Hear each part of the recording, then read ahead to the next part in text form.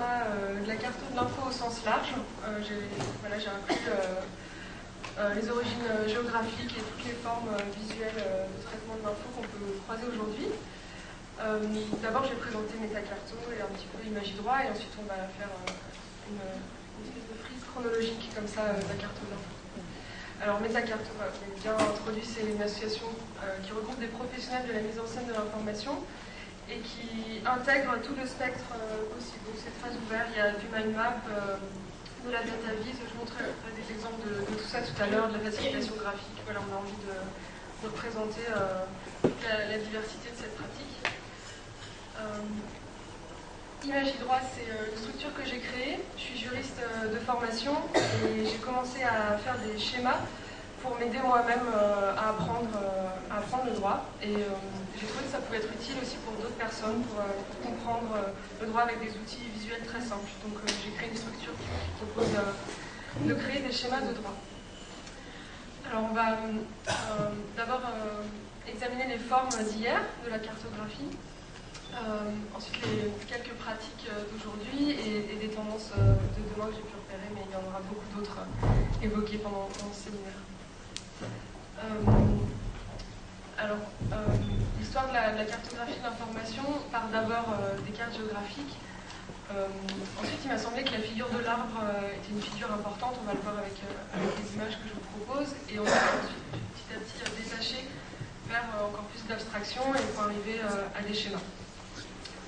Ça, c'est une plus ancienne carte géographique connue qui date du 5e siècle avant Jésus-Christ. On voit qu'elle est déjà en partie schématisée, mais la base, c'est vraiment de bien représenter un territoire. Je n'ai pas résisté au plaisir de mettre une carte d'Ali ici, très important dans l'histoire de la cartographie, et qui proposait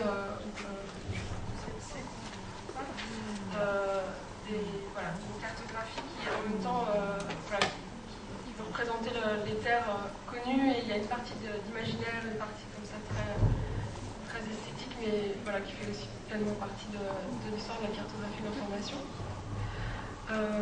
Une autre expression, c'est les maps du monde qui ont été développées au Moyen-Âge, toujours comme ça dans un cercle, qui là représenter les terres connues et inconnues, et on voit qu'il y a aussi beaucoup de symboles, et que c'est une expression, on verra plus après, mais de l'imaginaire aussi du cartographe et de sa subjectivité forcément.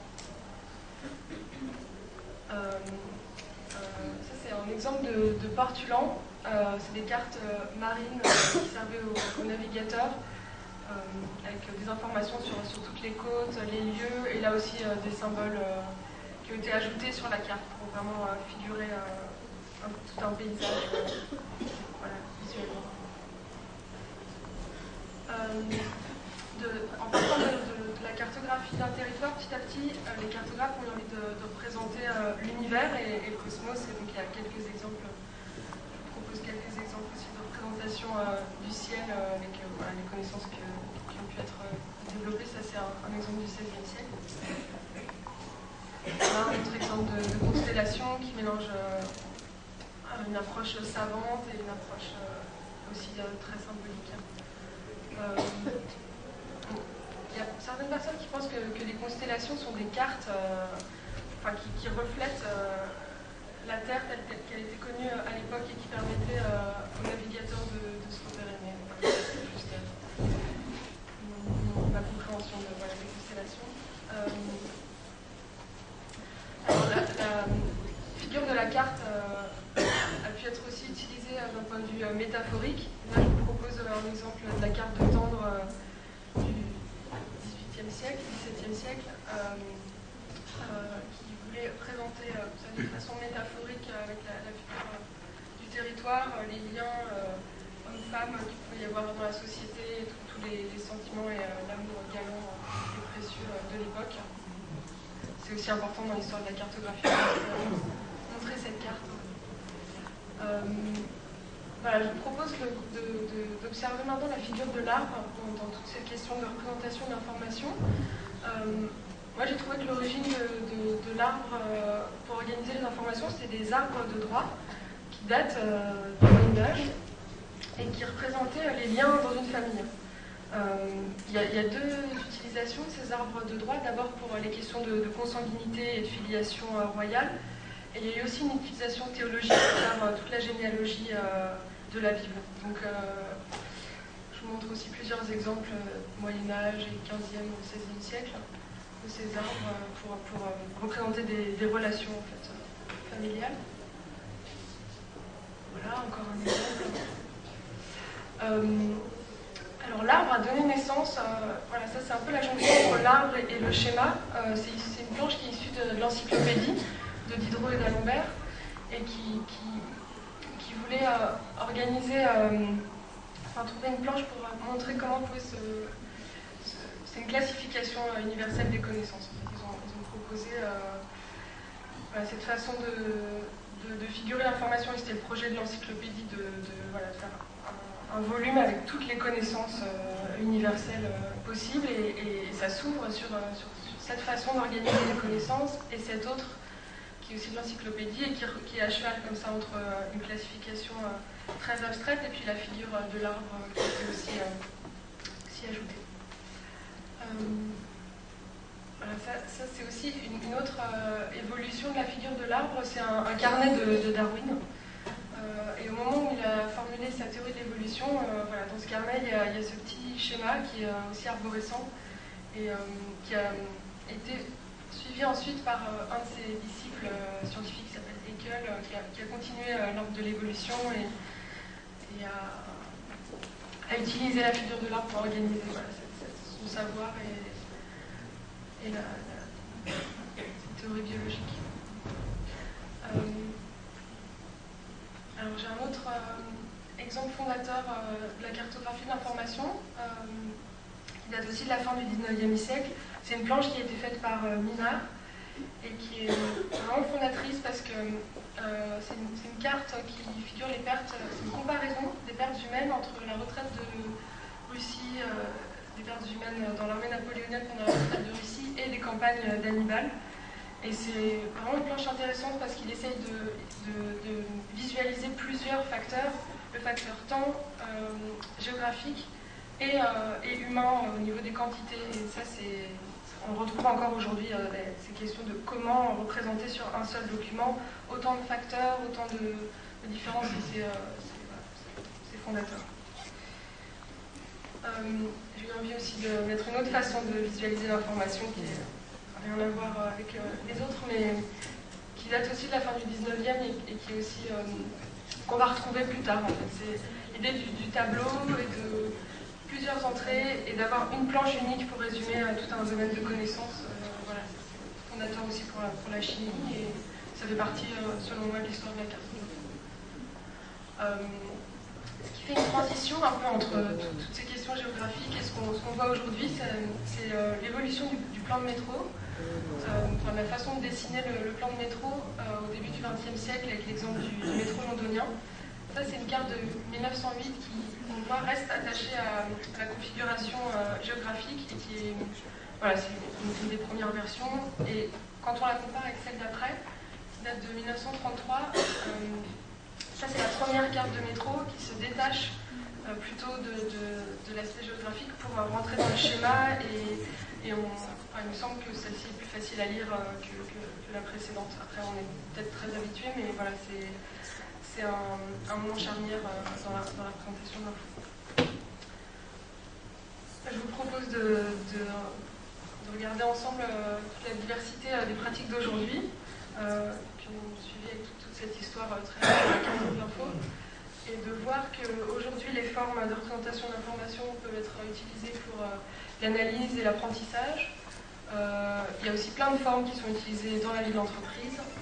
Et il y a le développement d'un nouveau champ qui s'appelle la data visualisation.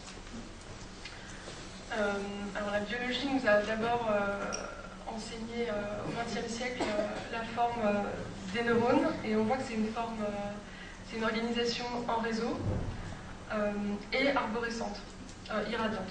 En réseau et irradiante. J'ai un exemple de neurone qui suit, voilà, où on voit très clairement qu'il y a ce que j'appelle un cœur et des branches, et que voilà. Alors cette image qu'on a pu avoir des neurones a influencé Bon, ça c'est pour montrer qu'aujourd'hui l'information, c'est une évolution voilà, de l'aspect réseau des informations aujourd'hui. Ce que je voulais surtout vous montrer, c'est que par rapport à la figure des neurones, dans les années 70, un psychologue anglais a développé un outil qui s'appelle le mind map et qui organise aussi l'information comme ça à partir d'un cœur et des branches. Et il a appelé, on appelle cette façon d'organiser l'info biocompatible. On dit qu'elle est biocompatible parce qu'elle suit la façon de penser et le chemin de l'information dans les neurones. Donc cette forme peut aider à penser. Enfin, en le dessinant, on peut soi-même suivre le cours, le chemin d'une pensée, et on peut aussi retrouver facilement sa propre pensée une fois que la carte a été faite et qu'on revient dessus. Ça, c'est une forme de mind map faite à la main. J'ai un exemple aussi de mind map faite avec un logiciel. Il y a plein de logiciels, plein de façons d'utiliser.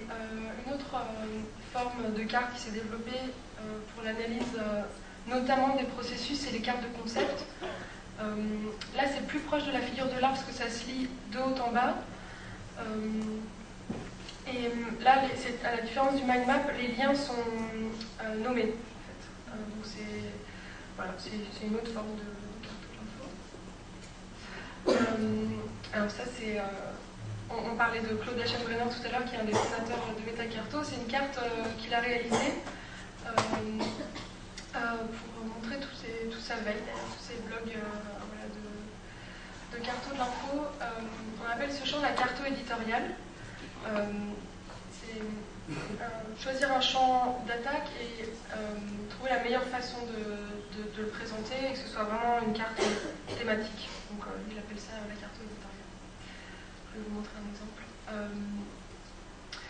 Il y a aussi un autre type de cartographie de l'info qui s'est développé dans les années 90 qui s'appelle la cartographie des controverses, qui a été développée par un sociologue qui s'appelle Bruno Latour et qui choisit d'utiliser la carto pour à la fois outiller le débat public sur des questions de société et comme un processus d'apprentissage. En fait, il demande à ses étudiants de faire la cartographie d'un sujet de société et ensuite de mettre toutes ces cartos en ligne sur un site thématique que tout le monde peut voir.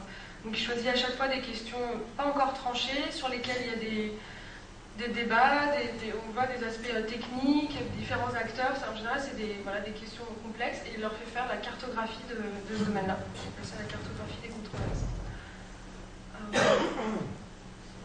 Alors, dans la vie d'entreprise, il y a un consultant américain qui s'appelle Dan Romm qui a développé toute une méthodologie qui permet dans l'entreprise, une méthodologie très simple de représentation comme ça, avec c'est pas logiciel, et il propose de pouvoir communiquer dans l'entreprise et d'élaborer des stratégies et des synthèses en dessinant et en organisant l'information sur des feuilles de papier et à plusieurs, que ce soit des outils que tout le monde peut partager. Je vous montre un exemple qui est dans sa méthodologie, qui est aussi très illustré, qui peut permettre de construire des synthèses et des stratégies.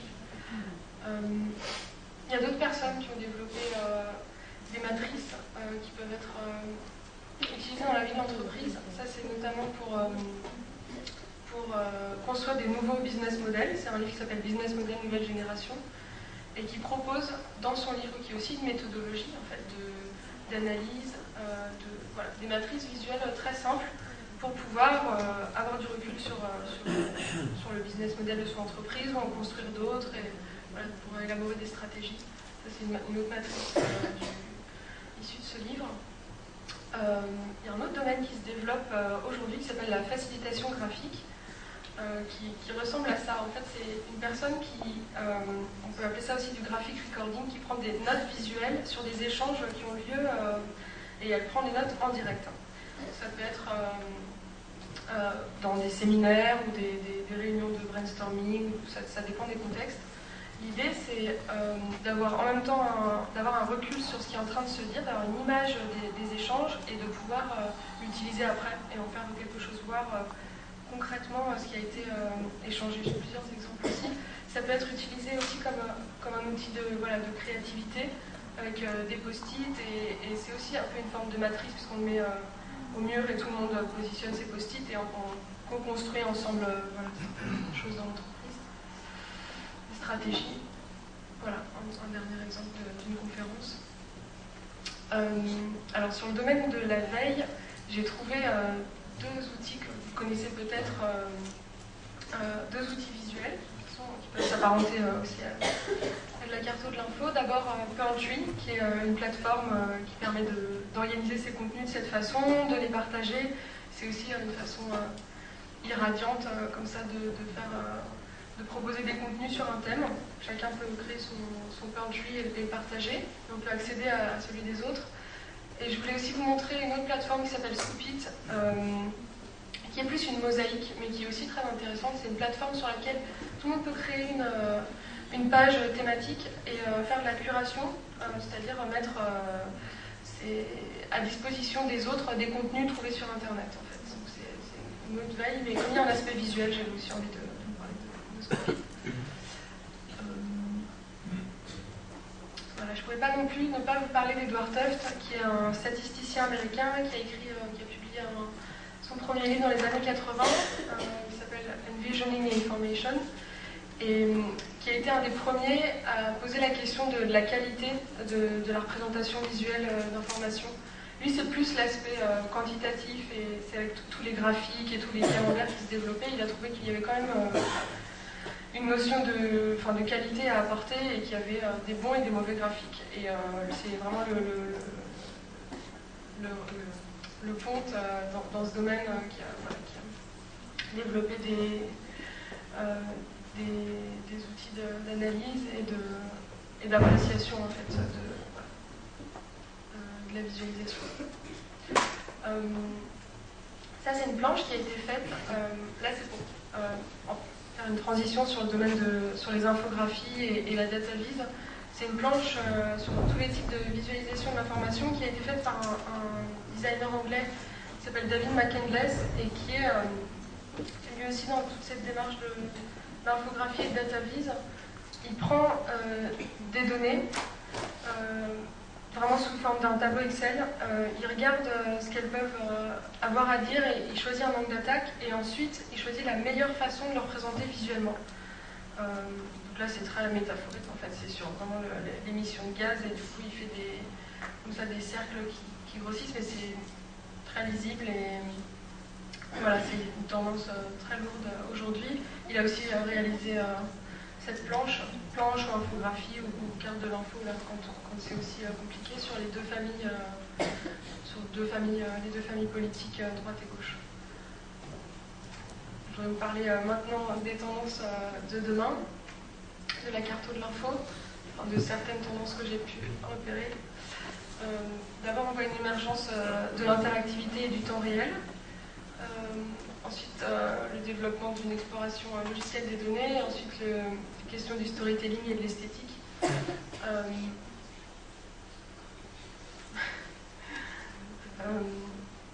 Alors, d'abord, les infographies ont donné naissance de plus en plus à des applications en ligne interactives. Parce que, par exemple, ça, c'est pris sur le site, le blog de data visualisation du journal anglais du Guardian. Qui est sorti il y a quelques jours sur les dépenses du budget dépenses publiques anglaises.